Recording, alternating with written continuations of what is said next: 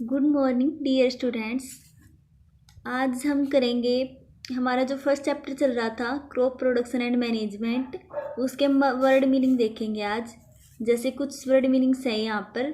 Agricultural practice. Agriculture practice का meaning होता है कृषि अभ्यास। एग्रीकल्चर मीन्स कृषि, प्रैक्टिस मतलब अभ्यास। ठीक है। उसके बाद है एनिमल हस्बेंड्री।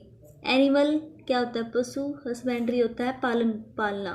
ठीक है, तो हम इसको बोलेंगे कि पशुपालन। उसके बाद है क्रॉप। क्रॉप क्या होता है? हमारी फसल। ठीक है। उसके बाद है फर्टिलाइजर्स। जैसे यूरिया वगैरह होते हैं उनको क्या बोलते हैं? उर्वरक। ग्रेनरीज। ग्रेनरीज होती हैं भंडार। उसके बाद है हार्वेस्टिंग। हार्वेस्टिंग होती है हमारी जो फसल होती है उसकी कटाई करना। ठीक है। उसके बाद है इरिगेशन। इरिगेशन होती है सिंचाई। उसके बाद है खरीफ। दो टाइप की क्रॉप बताई थी, खरीफ और रबी। जो खरीफ होती है, जो इसका इंग्लिश में होता है वैसे इसका हिंदी में मीनिंग होता है खरीफ। उसके बाद है मैन्योर। मैन्योर होता है खाद। प्लग होता है हल। जो सीड की सोविंग के लिए फार्मर यूज करता है उसको बोलते हैं प्लग। उसके बाद है रबी। रबी जैसे खरीफ थी वैसे ही रबी है ये, हिंदी में और इंग्लिश में दोनों में सेम है। उसके बाद है सीड्स। सीड्स होते हैं बीज। साइलो ये भी सेम है, जैसे वर्ड इंग्लिश में वैसे इसका हिंदी में मीनिंग होता है साइलो। सोविंग होता है बीज की बुआई करना। ठीक है, इसको हम बोलते हैं बुआई। उसके बाद है स्टोरेज। स्टोरेज होता है भंडारण, किसी भी चीज़ का भंडारण करना। उसके बाद है थ्रेसिंग। थ्रेसिंग होता है ताड़ना। थ्रेसिंग में ही आता है, जैसे हम सीड्स जो हमारे क्रॉप के सीड्स है या फिर ग्रेन्स है उसको अलग करते हैं बाय यूजिंग मशीन्स, उसको बोलते हैं थ्रेसिंग। तो इसको बोलते हैं हिंदी में ताड़ना। उसके बाद है वीड्स। जो एक्स्ट्रा ग्रासेस प्रेजेंट होती है हमारी क्रॉप के अंदर उसको बोलते हैं वीड्स, खरपतवार। वीडिसाइड। वीड क्या था हमारा? खरपतवार। और वीडिसाइड है खरपतवार नाशक जो वीड्स को डिस्ट्रॉय करता है।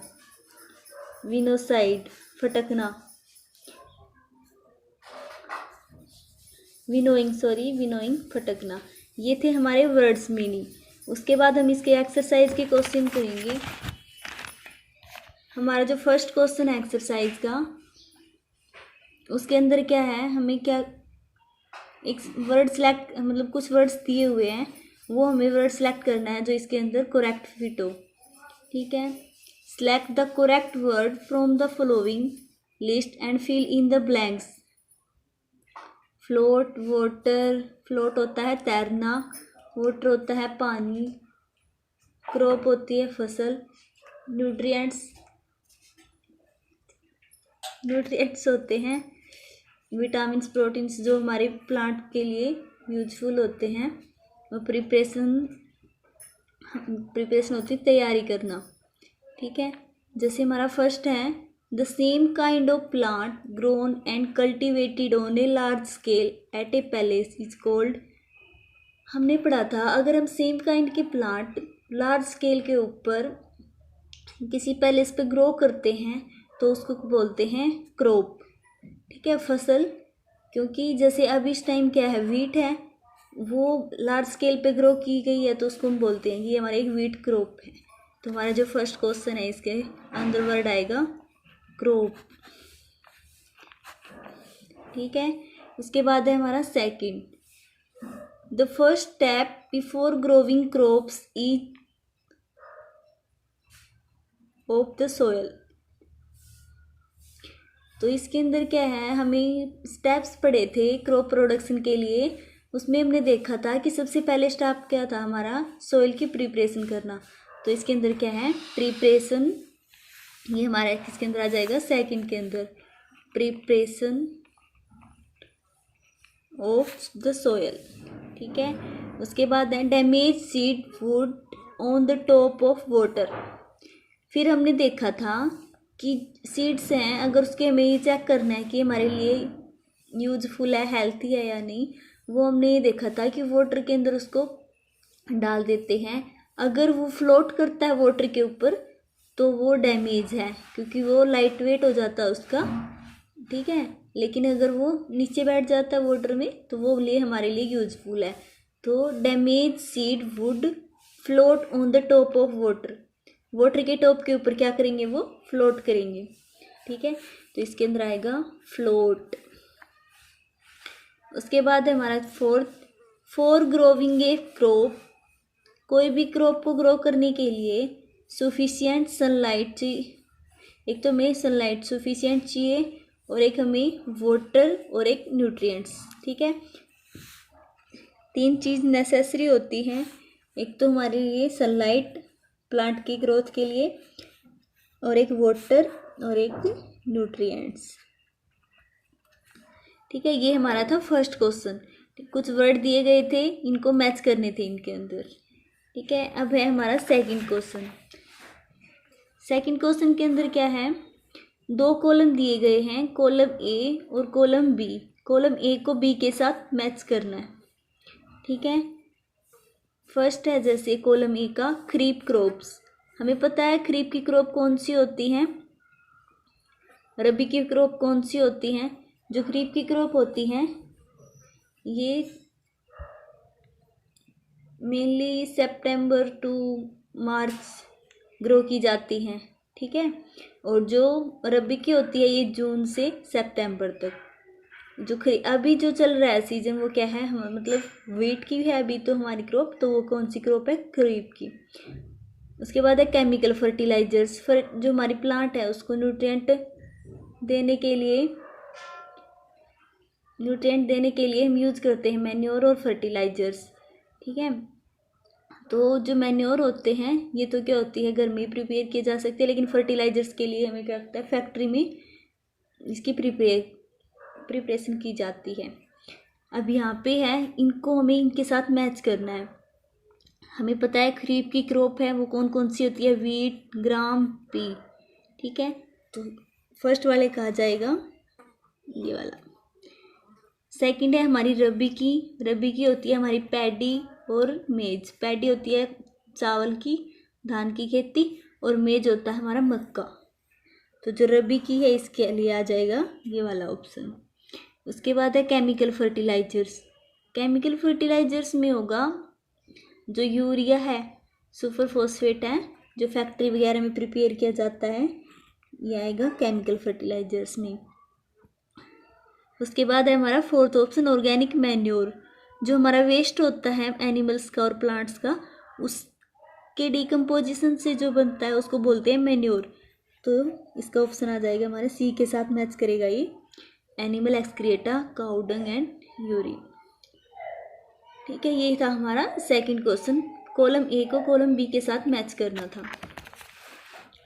उसके बाद है हमारा थर्ड क्वेश्चन के अंदर क्या है, गिव 2 एग्जाम्पल ऑफ ईच, दोनों के दो एग्जाम्पल देने हैं।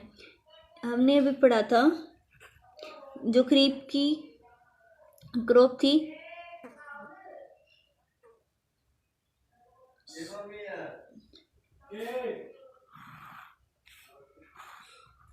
सॉरी ऊपर इसमें मिसमैच हो गया। जो खरीफ की क्रॉप होती है वो होती है पैडी और मेज, और जो रबी की होती है ये होती है वीट और ग्राम। जो हमने पढ़ा था सॉरी पीछे, कि जो खरीफ की होती है वो रेनी सीजन के अंदर ग्रो की जाती है, और जो रबी की होती है वो विंटर सीजन के अंदर, ठीक है। अभी जो चल रही थी जो वीट थी वो हमारी विंटर सीजन की थी, दिसंबर, जनवरी, फरवरी, ठीक है। सॉरी, तो इसके अंदर ऊपर ये ठीक कर लेना कि जो खरीफ की है वो पैडी और मेज आएगी, और जो रबी की है वो वीट और ग्राम आएगी, ठीक है। उसके बाद है हमारा fourth question, right sort on preparation of soil. हमने पढ़े थे ये स्टेप्स ऑफ क्रॉप प्रोडक्शन में। उसका फर्स्ट स्टेप था कि सबसे पहले हमें कोई भी क्रॉप है उसकी ग्रो करने से पहले हमें सॉइल की प्रिपरेशन करनी है। तो होता क्या है प्रिपरेशन ऑफ सॉइल में, प्रिपरेशन ऑफ सॉइल में होता है जो सॉइल है उसकी जो टॉप लेयर होती है कुछ सेंटीमीटर तक उसके ऊपर जो न्यूट्रिएंट है वो हाई क्वांटिटी में प्रेजेंट होते हैं तो हम क्या करते हैं, उसकी टीलिंग करते हैं, टर्निंग ऑफ सॉइल करते हैं, जिससे सॉइल क्या हो जाती है हमारी लूज। और लूज सॉइल के ऊपर क्या होता है, जो माइक्रो ऑर्गेनिज्म होते हैं वो ग्रो करते हैं। जैसे अर्थवॉर्म होता है एक, अर्थवॉर्म ये ग्रो करता है। और जो अर्थवॉर्म है इसको हम फ्रेंड मानते हैं फार्मर का।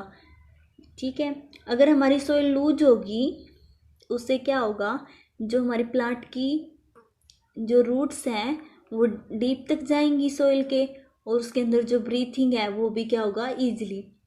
ठीक है, तो हम सबसे पहले क्या करते हैं, सॉइल की प्रिपरेशंस, ताकि इसमें न्यूट्रिएंट्स हैं वो हमारे प्लांट को अच्छी तरह से मिल सके। ठीक है, उसके बाद है सेकंड हमारा सोविंग। सोविंग के अंदर आता है, सॉइल की प्रिपरेशन के बाद ही आता है ये हमारा क्रॉप प्रोडक्शन में स्टेप। सोविंग में आता है जो सीड्स है उसको सोविंग करना उसकी। अब सबसे पहले सीड की सोविंग करने से पहले हम ये देखते हैं सीड है वो हमारे लिए कैसा है, क्रॉप के लिए क्लीन होना चाहिए, हेल्थी होना चाहिए, डैमेज नहीं होना चाहिए, वो हम चेक कर लेंगे वाटर के अंदर डाल के। वो सीड है हमारा वो डिजीज़ फ्री है या नहीं। उसके बाद हम बाय प्लगिंग या फिर कल्टीवेटर्स होते हैं उनका यूज करके हम सोविंग कर लेते हैं सीड्स की। वेरियस टेक्निक्स हैं सोविंग ऑफ सीड्स की। ठीक है, जो सोविंग ऑफ सीड्स है वो इक्वल डिस्टेंस पे होनी चाहिए और ज़्यादा डेप्थ पे भी नहीं होनी चाहिए। ठीक है, और सोविंग ऑफ सीड्स से पहले हमें क्या होती है, इरिगेशन की रिक्वायरमेंट होती है। ड्राई सोइल में हम सोविंग ऑफ सीड्स नहीं कर सकते। उसके बाद है थर्ड ऑप्शन वीडिंग। हमने वीड्स पढ़ा था। वीड्स क्या होती है, जो एक्स्ट्रा ग्रास प्रेजेंट होती है हमारी क्रॉप के साथ। ठीक है, तो उसको बोला था वीड्स। और रिमूवल ऑफ वीड्स को बोलते हैं वीडिंग। और रिमूवल ऑफ वीड्स हम किस चीज़ से कर सकते हैं, एक तो हम केमिकल्स का यूज भी करके कर सकते हैं जिनको बोलते हैं वीडिसाइड, और हम या फिर एक इंस्ट्रूमेंट सा होता है खुरपी, ठीक है, उसका यूज़ कर सकते हैं, वो उसकी रूट्स को पुल करने के काम आता है। ठीक है, उसके बाद हमारा फोर्थ है थ्रेसिंग। थ्रेसिंग में होता है जब हमारी क्रॉप मैच्योर हो जाती है तो उसको हम हार्वेस्ट करते हैं। ठीक है, हार्वेस्टिंग में होते हैं उसको कट करना, ग्राउंड से हमारी जो क्रॉप है उसको कट कर दिया। उसके बाद उसका एक तो पार्ट होता है, मान लीजिए ये क्या हमारी एक क्रॉप है, ये तो हमारे यहाँ पे तो ग्रेन है, और जो ये वाला लॉन्ग पार्ट होता है इसको बोलते हैं चाफ। तो ग्रेन को चाफ से अलग करना, ठीक है, उसको बोलते हैं थ्रेसिंग। थ्रेसिंग किस चीज़ से करते हैं, बाई यूजिंग मशीन्स। मशीन्स वो हम बोल सकते हैं कंबाइन। ठीक है, तो ग्रेन्स को चाफ से अलग करना उसको बोलते हैं थ्रेसिंग। थ्रेसिंग हम किस कर से हेल्प कर सकते हैं, कंबाइन की हेल्प से। ठीक है, और बच्चों होमवर्क दिया है मेटल्स और नॉन मेटल्स के कुछ क्वेश्चंस, ठीक है, वो करके लेके आने हैं, लिख के भी लेके आने हैं और याद भी करके लेके आने हैं। आज के लिए हम यही 4 क्वेश्चन करेंगे, बाकी कल। Thank you.